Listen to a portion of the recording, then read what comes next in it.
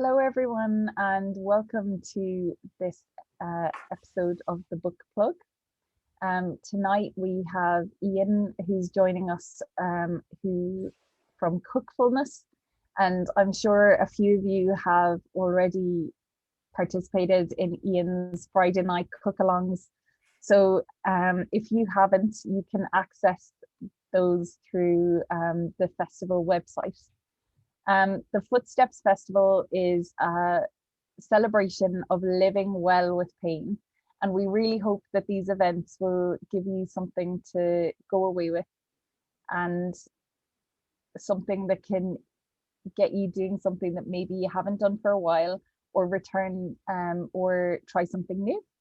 So the Footsteps Festival would really appreciate any support that you can offer. We are fundraising for the longevity of the festival. So if you do have any spare change, no amount is too small. Karen is going to share the link to the page in the chat. Please do have a look at the other events that are going on as part of the festival. And I'm sure there'll be lots there that may interest you. So Ian has written his cookbook, Cookfulness, which is full of new and innovative ways of managing cooking at home. There's lots of tips and hints and tricks that he shared to support people who are living particularly with chronic pain, but also mental health conditions. And it's so obvious that his passion for cooking and healthy eating shines through his suggestions. This is something that is so close to my heart, so it's such a pleasure to have you, Ian. We really appreciate it. I'd be really keen to hear what inspired you to write the book. Yeah, thank you for having me again. It's great to be here, and I'm really grateful to the people who've come who aren't watching the start of the football, so thank you very much. Yeah, I mean, it comes from very personal experience. I was into my mid-30s. I was a what you class as a normal family man, married, two children, working. Everything seemed as it was, but I started to get ill, basically. I took longer to recover from illnesses. At the time, I didn't see what it was. So even just having a cold or something just seemed to take longer to get over. And that went on for a while, didn't really see anything with it. And that gradually progressed into getting more and more unwell, with pain and fatigue. And it took a number of years to get any sort of diagnosis. I mean, it probably took about 8 years of going through various tests and checks and prods and pokes and everything to decide what it wasn't, and then decide what it was. So I eventually was diagnosed with fibromyalgia, arthritis, anxiety and depression, and they sort of all hit at once. So I went from a sort of reasonably lucid man to being this gibbering wreck who didn't want to leave the house. I couldn't move, I couldn't walk, I was in a wheelchair. And it just completely changed my whole life. For a number of years, that's what happened. It just, that's what we'd all resigned ourselves to, what life was going to be. And with two young children, it was pretty rough, because from being a husband and a dad, I was now none of those. Well, I was in there in name, but I wasn't there. I missed Christmases, birthdays, you name it, I missed it. But I was in my pain bubble, and that's what I thought we were gonna be. And it was only when someone said to me, "What do you really want?" that blew my brain out, because I said, "What?" I don't know what that means. And they said, "Well, what do you want?" And I said, "Oh, well," I was coming out with these things. "I want to be well again." And they said, "Come on, let's be realistic. What do you really want?" And it was only then that I sat and thought, what is it I really want? And what I really wanted was to be a dad again, and to be a husband again. It wasn't about work. It wasn't about any of this sort of stuff. It was, I wanted to be back within my family unit. I was there, but I wasn't there. So how was I going to do that? And thinking of ways, what can I do? And it was all, oh yeah, I could try that, I could try that, but instantly, that's not going to work. No, that's not going to happen.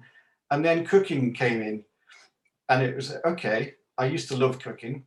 I enjoyed it. My mum was a brilliant cook, and she taught me lots of things. And I thought, well, maybe that'll do. Well, let me try cooking. So the first time I tried it was a disaster because I'd completely lost my ability to freestyle, to make things up. I was looking at things going, I don't know what to do. I can't lift that pan. I can't move. I can't get over to there in time. That this is going to go up in flames. This is a complete and utter disaster. And I was just about to go, no, this isn't happening, and do what I would do, which is just give up and say no. My wife then said to me, you've got so many cookbooks, because we all do, don't we? We all have a lot of cookbooks. And they're all, I'd used them a lot, got them all out thinking, these are great, this is brilliant. Opened the first one up, and it was like a foreign language. I looked at it and I thought, this is making no sense to me whatsoever. I can't understand what it is they want.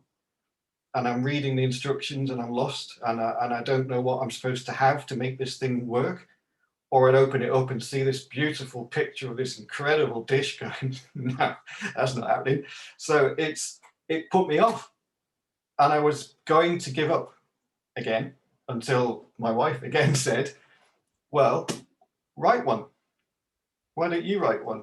And it was just for something for me to have a go at writing a book. I've got all these recipes in my head that I thought, well, maybe I can get them out. And I thought, well, let's have a go and see what happens. And so everything that had gone wrong for me, everything I couldn't do, I thought, well, how can I do it? And what could I do differently to make them work? Because there's days, well, no days are the same, are they? When you're suffering with chronic illness, you don't know what the next day is going to be. So you can't say, oh, okay, tomorrow I'm going to make a spaghetti bolognese, because sod's law, tomorrow you can't move your hands, or you can't, your brain's gone.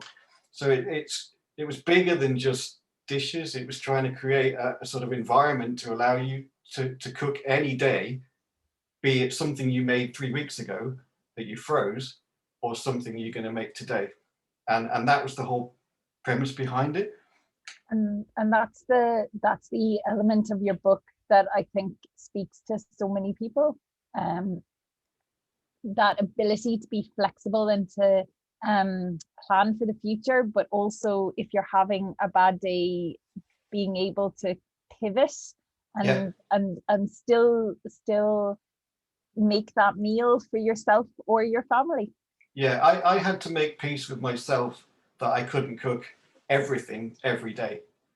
And that frustration, I said, no, put that aside, because actually you did make it. You just made it a long time ago, or you're making it. Today I could make a bolognese using all the ingredients, fresh, chopped, everything. Tomorrow I'd be using a tin of garlic, a tube of ginger, but that doesn't matter, because you're still cooking, you're still achieving. And as well as making peace with the fact that I couldn't do everything every day, I also decided to tell myself I was going to celebrate everything, absolutely anything. If I could open a tin today, hallelujah. I would go and tell my wife, I've just opened a can of beans. And it sounds stupid, but actually it gave me such a thrill when they went, whoa, that's brilliant. And my kids go, Dad's opened some beans. And I was like, what? And celebrating all those little things takes away the fear of what the end's going to be, because it doesn't matter what the result is. You could put a whole load of slop on a plate, but actually you went through the process of trying to make it. And that's the bit I wanted people to celebrate. The result, if you get there, great. But actually there's lots of little results on the way that you should be really proud about. And that's what's given me such a buzz. I absolutely love your enthusiasm, Ian, and it's such a challenging line to walk, I think, because an awful lot of people feel like they can't celebrate the small wins, especially when they can see a past version of themselves that would have had no problem opening the can. But you're 100% right. You know, when you can't open a tin every single day, it becomes an achievement when you can. Yeah, and I for a long time I couldn't quite work out what it was that was holding me back, and it was grief. It was grief of the person I was and the skills that I used to have. But actually now I've realized that yes, there's things I can't do anymore. I used to play the drums in a band. I'm not really able to do that anymore. I used to play rugby. That's gone. But I can now look, I've got a book, I'm talking to you, I'm doing things, I'm happier in a weird way, even though I'm still in pain. You know, I'm not, this isn't a book that's going to cure you. It absolutely won't.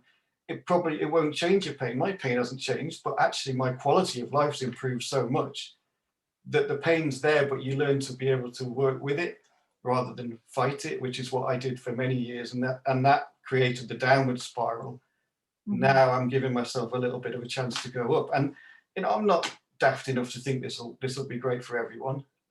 It's not, and it's about finding what makes you tick. But actually, cooking, we were talking about this a bit earlier. Cooking is so fundamental to your living. If you see it as such a horrendous thing, it really makes your life awful, because you think, oh God, I've got to cook again. And if it's not just for me, it could be for the family. What the hell? And it creates that awful sort of physical and mental block and barrier that you get. But if you can turn that into oh yeah, I'm going to have a go at something, but it doesn't really matter what it is. I'm actually going to get this out of the freezer. Fantastic. I'm going to put it in a pan and it's all heated up. I'm still serving it. I'm still very proud of it. Why not? Is creativity important to you, Ian? Yeah, I think so. It's funny because when I sort of was diving down into the depths of the awfulness that went on for a number of years, I lost all creativity. I wasn't a particularly creative person anyway. I was very functional, if that's probably the best way of putting it. But what happened when I started to come to realize that there were things I could do, the creativity just came flooding out. Because to start with, before I did the cooking, I started writing and loads of poems were just coming out. I've never written poetry in my life. I thought, what the heck's happened? Someone's like probed me or something, and this new person's appeared. But I was writing all these poems about life with pain, life before pain, life after pain. And it was like, well, this is great fun. And I think I've written over 1,000 of these things. And there's a couple of them in the book because they're just a bit about what life's like. And they're just my little way of saying, this is how I felt, because it was my way of communicating. I was awful. You might not, it'd be hard to believe right now, but I found it very hard to speak. I found it very difficult to communicate how I was feeling, which then made me then think that they think they know what I'm thinking. So therefore I catastrophize everything, because every noise was like, oh no, they're really angry with me because I'm in bed again. And these conversations were going on, but they were completely disparate. But as soon as I became a bit more creative, I could write and I could do things about poems, and I'd give a poem to my wife and she'd go, oh, I see, I understand what you're trying to say now. And the recipes are almost that. They're my way of being, you know, there's nothing in here that's going to win me a star. Come on, you know, it's not exactly, you know, I'm not Raymond Blanc, but it's about, I've created something, so therefore I can communicate through the food that says, look, and getting that a little bit of reaction back that says, that's brilliant. That's enough for me. It's so important, I think, to recognize just how far you've come in terms of and you're very able to articulate that. You know, I think you speak a lot about being kind of stuck and the spiral that you'd gotten into, and it's so difficult to change that and to decide to do something different. Very difficult, and that's why one of the reasons cooking became it, because I knew it was something that I could do every day. And what, as I said before, when I'd lost my dad husband thing, it was like, how can I get myself a role back within the family? And by cooking, look, I'm not taking them to the park, I'm not going out on the bike, I'm not doing any of that sort of stuff, but I wasn't doing anything anyway. So to suddenly start cooking, one, it made me feel like I was part of the family again, because I'd be putting stuff down on the table. And I have this very vivid picture in my head that I always go to if I'm struggling, which is the kitchen table with 4 chairs around it, my wife, 2 kids, and mine's empty. That is the picture I use if I'm thinking I can't do this, because I want to be in that chair. I don't want to be the person who's not in that chair anymore. And now, yes, there'll be times when I can't, of course, but I have that in my head that says, right, I don't want the 3 people, I want the 4, and I want them eating my food. And that gives me the spur every time to say, right, okay, I'm in a really bad flare, I'm really struggling, but how do I get in that 4th chair? How do I bring something to them? And they then understand what I've tried, and they know that even though I've done probably 1/10 of what I did the day before, it gets the same celebration because I've done it and I've achieved it, and they get fed, which is good. It's so important. It's so important. It's that provider role for your family as well. Yeah, totally. Before I got ill, I very much thought I was the dad. You know, I was earning, I was doing great. I was away on business all the time, and I was always providing for everyone. But actually, what I've now realized is that was fine, but the fundamentals that I was missing was that grassroots level of giving my family a bit of me and me getting a bit of them, just by sharing a little chat around the table and having a laugh about what went wrong. You know, when I'm doing the videos for the festival on some of the cooking, and some of the takes I do, which I'll have to send you all the outtakes because they're hilarious, some of them. But you know, things where I get words completely wrong, and all I can hear is sniggers from the side as one of my girls is laughing her head off, and that's fine. You know, years ago I would have thrown a wobbly if that had happened, because it was like, stop me, I'm trying my best. But actually now I've realized that it's all part of the fun of it. It's actually, look what I'm doing. I'm doing this. If I wasn't doing this, then what would I be doing? So the fact that I'm now able to sit and talk to you, I couldn't have done this a few years ago. There's absolutely no way I could have sat in front of I would have gone. In fact, I would have cancelled weeks ago, because it was social interaction was so difficult. So, and it still is, you know, I still find it very hard. And so Cookfulness, for me, there's going to be more, hopefully, more books around that whole aspect of how do you build towards having people around. That horrible, frightening thing of, oh my God, there's people coming around, I'm going to cancel this. Or actually, no, we can find a way of enjoying this if we get the right basics of, you know, of the food there to help you, because it can create conversations that can give you a safe place. I think for me, the kitchen is my safe place. It's where I can talk about stuff to anyone who's around me. And I use food as my way of explaining things, if that makes any sense. Yeah, no, it does. I think it's a lot easier having tricky conversations when you're doing something else. Yeah, it is. And I think someone just wrote there, do you cook with your children? I do. I mean, I've got my daughters, I've got one 16 and one 8, interesting gap, long story, we won't go there. But they both love to cook, and they're brilliant at it, to be fair. It's really annoying because they're better than me in most of it. But my youngest came home today, they were making pizzas at school, and they all know about the book. So they said, would you like to show everyone how you do chopping? She's like, yes, watch this. And she was like, do. And I was like, wow. And that made me so proud to think, oh my God, this is brilliant. You know, she's taken on that sort of desire and that will to want to do this sort of thing, because it is so important. And I know this, obviously the book was written for people with chronic illnesses, but I've been getting feedback from students saying, this is great because it helps me start to cook. I've never cooked before, and I'm off to uni and I haven't got a clue what I'm doing. So this has given me a great chance. So it's been so lovely getting that sort of feedback, because it's almost a pre-cookbook cookbook, if you know what I mean. Yeah. It's like, how do I start to want to cook? And then once you start to want to cook, then you can start to build on it. So tell us a bit more about the content of the book then. How is it laid out? So I basically took a cookbook and ripped it up and left the recipes and chucked all the rest out, and then came back and said, well, what was it when I looked at it that I couldn't understand?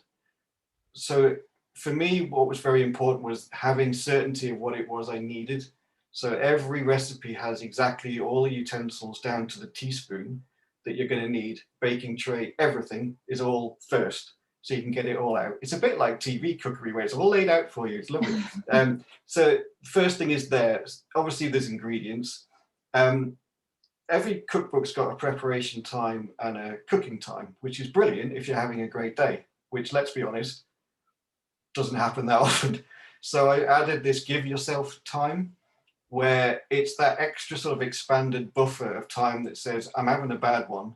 So I know that it's going to probably take me about half an hour longer than it's saying it is to do this. So I can plan a bit ahead and not start to panic and not worry about what's going on. Or also just use the time to take a step back and have a breath and say, okay, it's getting a bit much, let me slow down. But know that you're not going to run out of time. So that was a big one for me because I started to panic about things.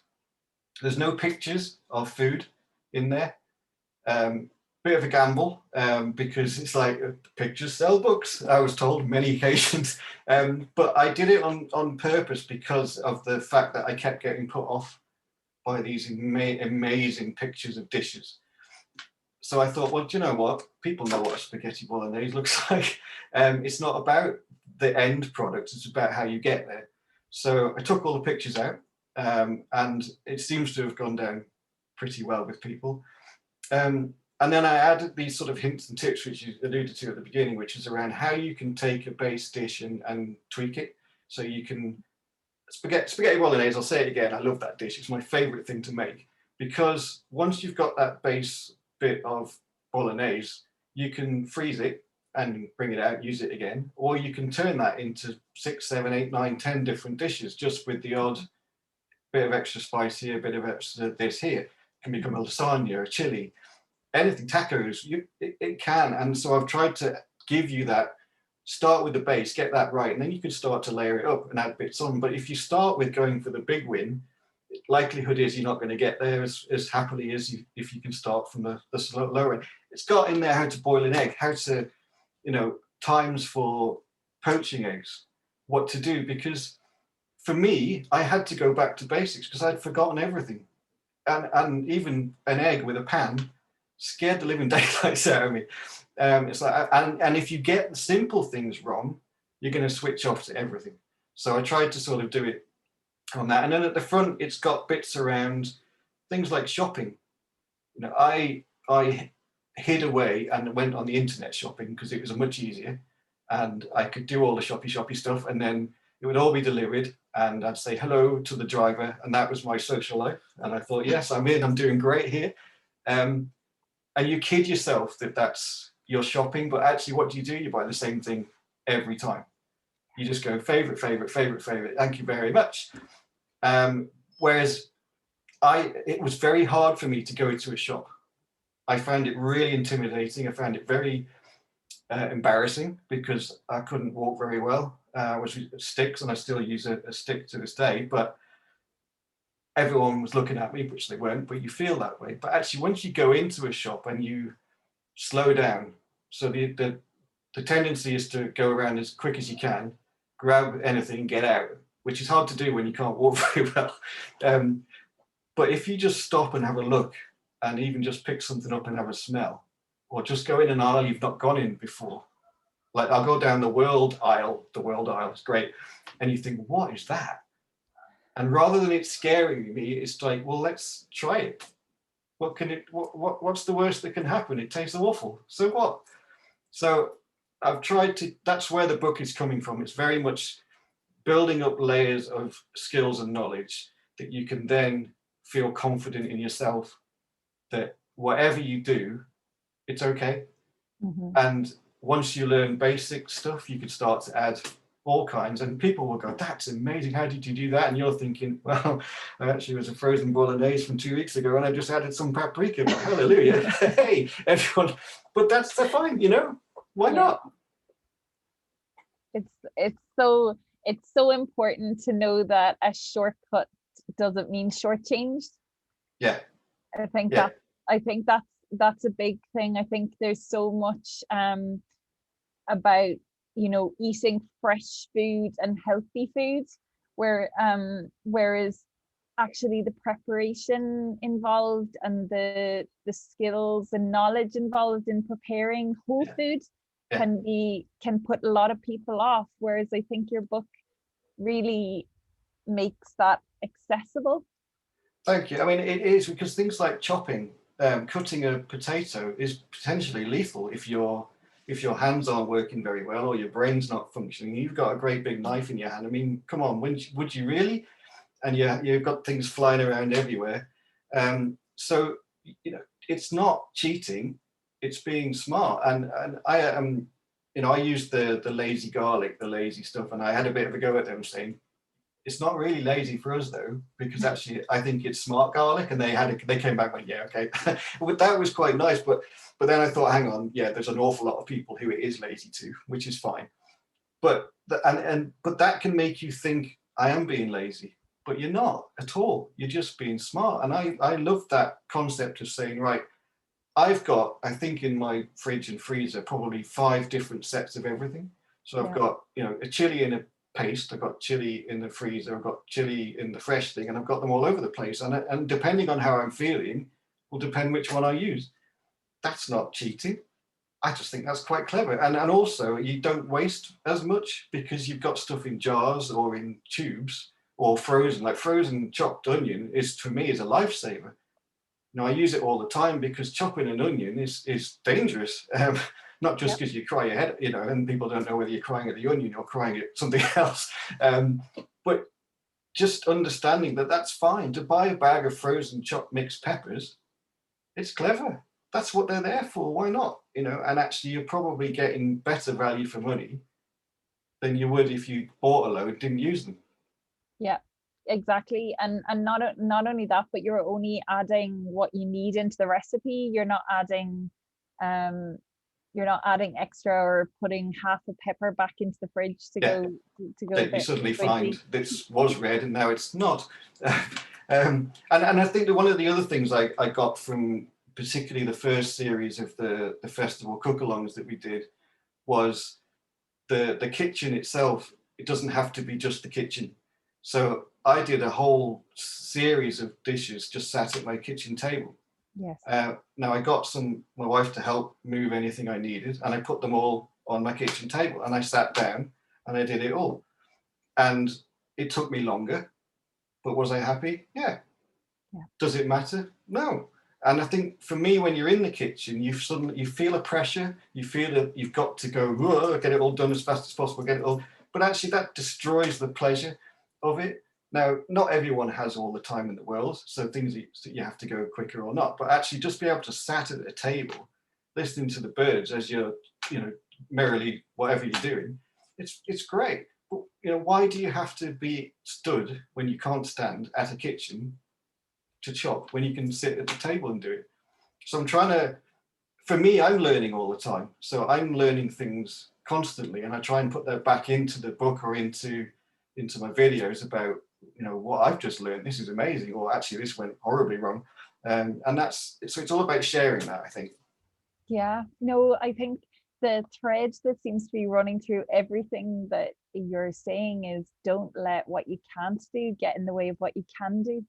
Yeah, absolutely. And it's a really hard thing to do. And it took, it didn't happen like that for me. It took me an awful long time to get to that point where I could accept the fact that I couldn't do stuff, but that was okay. And actually there are things I can do.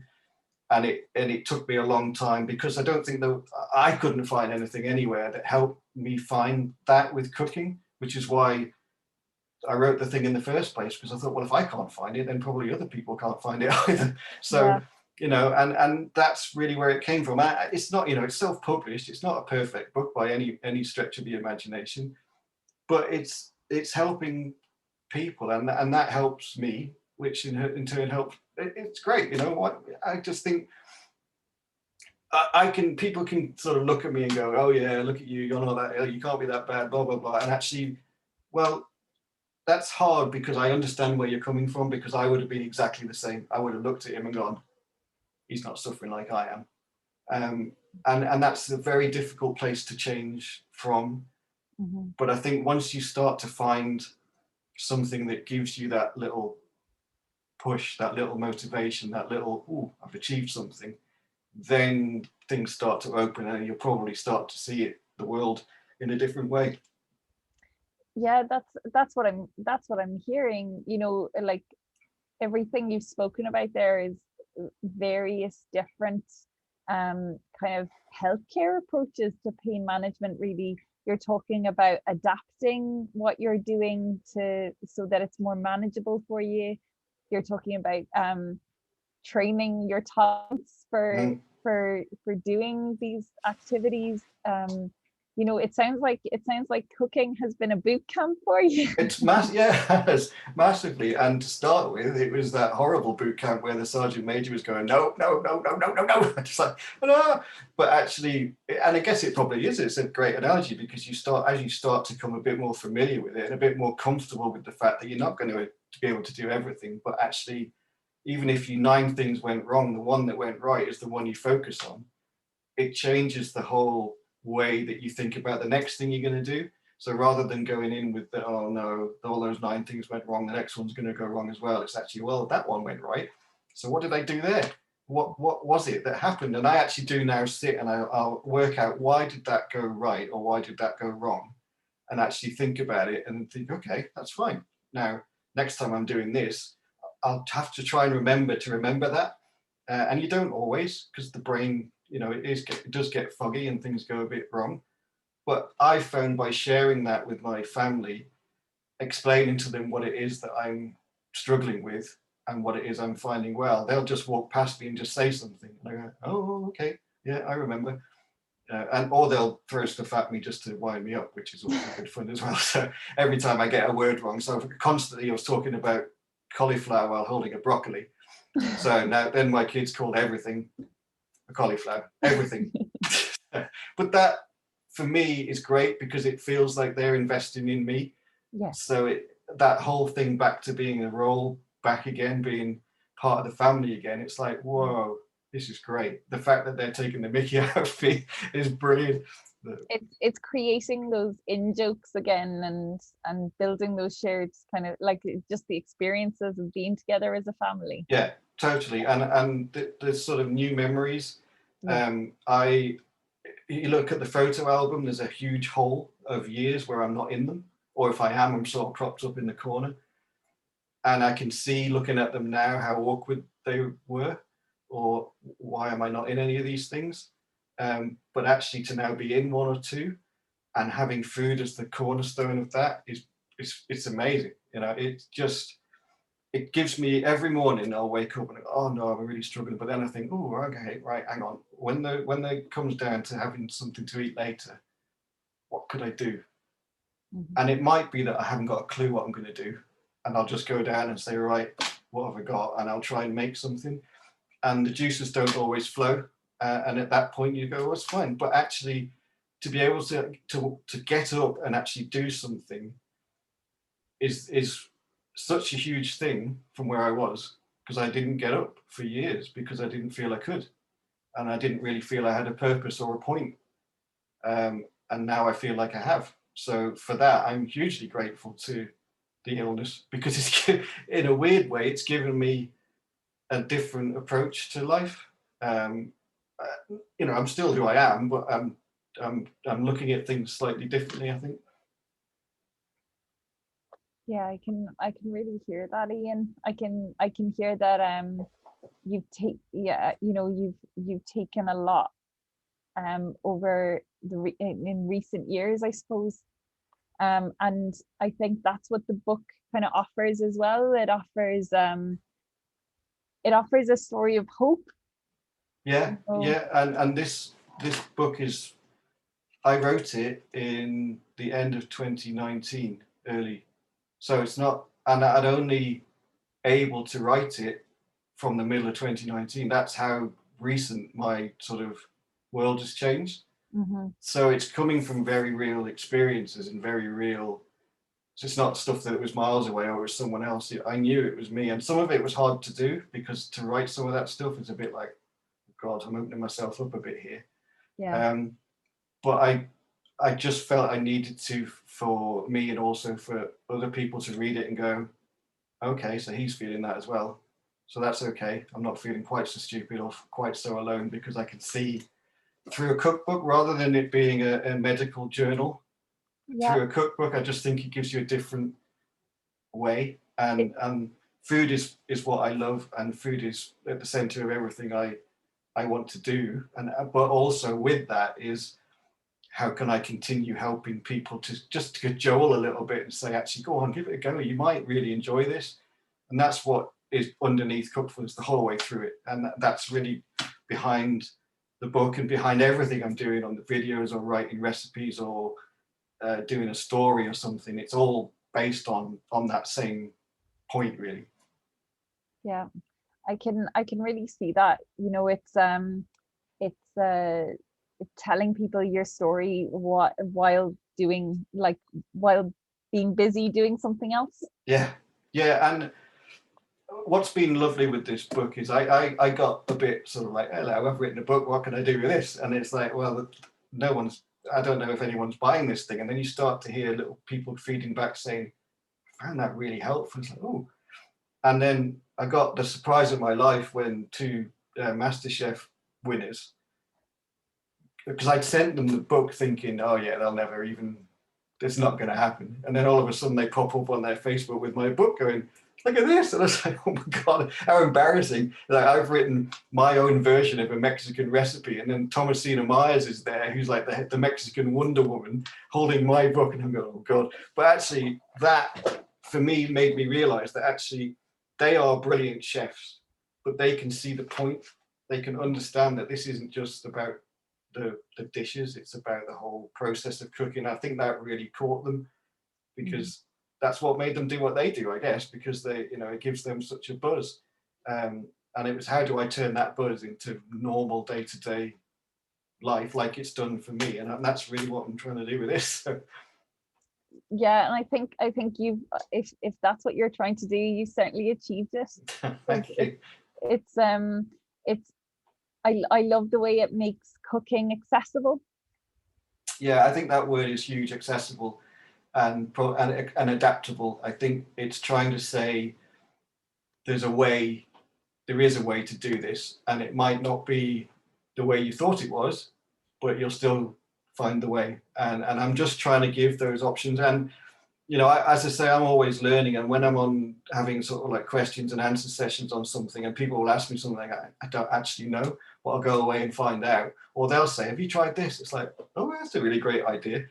And then I started talking with companies who were doing things to provide utensils and things for people who struggled. And I thought, I never even knew these things existed. And I would have been embarrassed to try and get them, because it's thinking, well, why do I need that? But then I realized, well, actually they are helpful. So it's trying to sort of network people, I guess, a little bit, just to say, I think we're an amazing community of people. I really do. I think we are probably quite misunderstood by ourselves as well as other people, but we've got some huge community amongst us. I think it's amazing. And that's why I think the festival is so brilliant, because it gives you a chance to come and look at stuff you wouldn't have. Go and have a sing. Well, is singing going to help me? Well, actually, it make you feel quite good. And that's the point, is finding the things that make you feel good. It's not having to run a marathon, because you're not going to do it. Although that might be where you get to, but that's not where you're going to start. So I think that this whole it's not alternative, because it's alternative makes you look like it's not right, but it's all these things that have worked for people are now being offered. And cooking, I couldn't find that, so I thought, well, I'll plug the gap with my little book. So it's the I think what you're talking about there is the community, like learning and the sharing with each other. Yeah, and that openness and that sort of frankness that you get from people who've been through it or are going through it. Yeah. And I think that also that appreciation that everyone's on a different part of that sort of scale. So you could be at the very beginning of just being diagnosed. You could be at the very bottom of the hole where you don't think there's any way out, or you could be coming up the other side. But everyone has an equal right to feel they can do something. Yeah. But being able to provide something that caters for all of them is really difficult. But actually, if you can give a framework, then people can build their own bits on it. And you know, say these recipes aren't recipes that you're going to go, oh, that sounds interesting. You're going to go, okay. But actually, if you can make these things, you know, there's about 120 recipes in there, and some of them will take you about 2 minutes. But that's the point, is that actually you can still achieve, and you can build these things up, and you can take a bit of that one, a bit of that one, and you start making your own recipes up out of them. And I find them, I steal them, I take them, I put them in my next book. Of course. Yeah, exactly. It's all sharing. Exactly. Okay, then I would really like to know what you've covered so much, Ian. What is your top tip for starting out? Beginning is, I think, don't be afraid to make a mistake. Is really don't worry about it going wrong, because it will. But that's fine.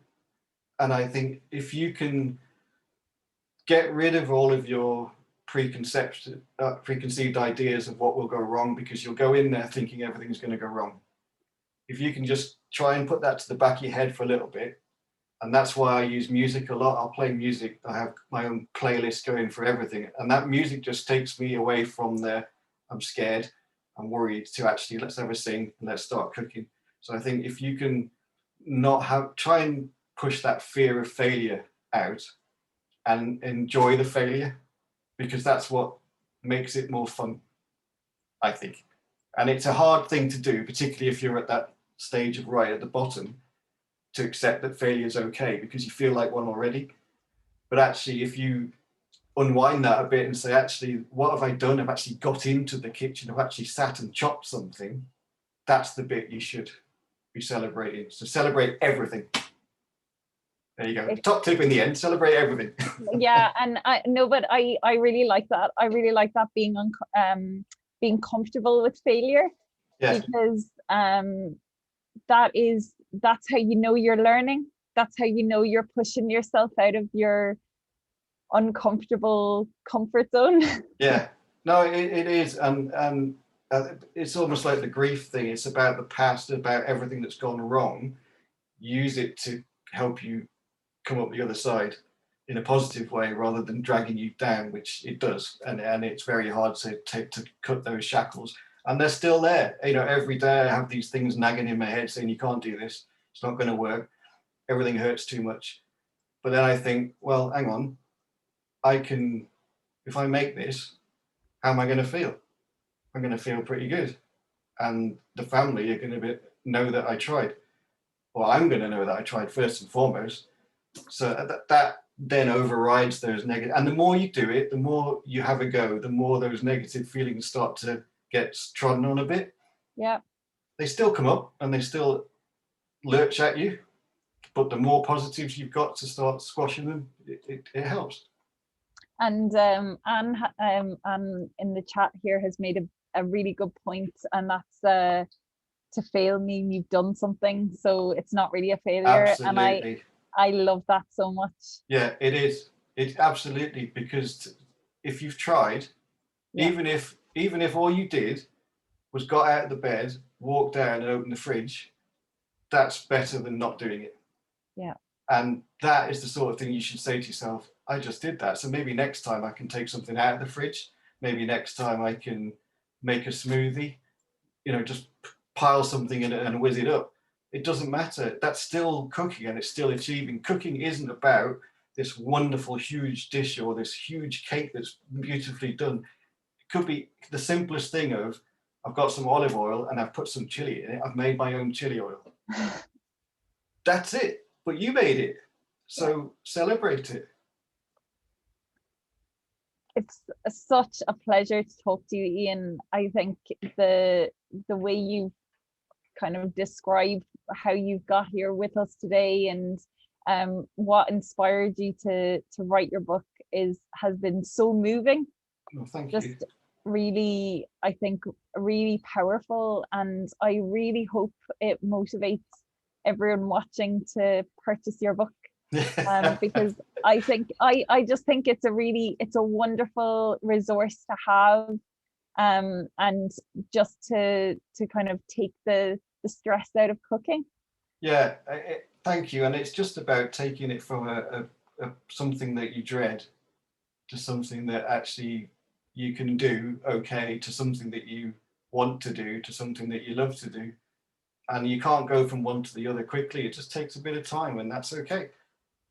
And your passion for cooking, and it is just shining through. It's so clear that you love to do it. So we really hope that this has inspired a few people today to head down to their kitchens and have a look at what's in the fridge.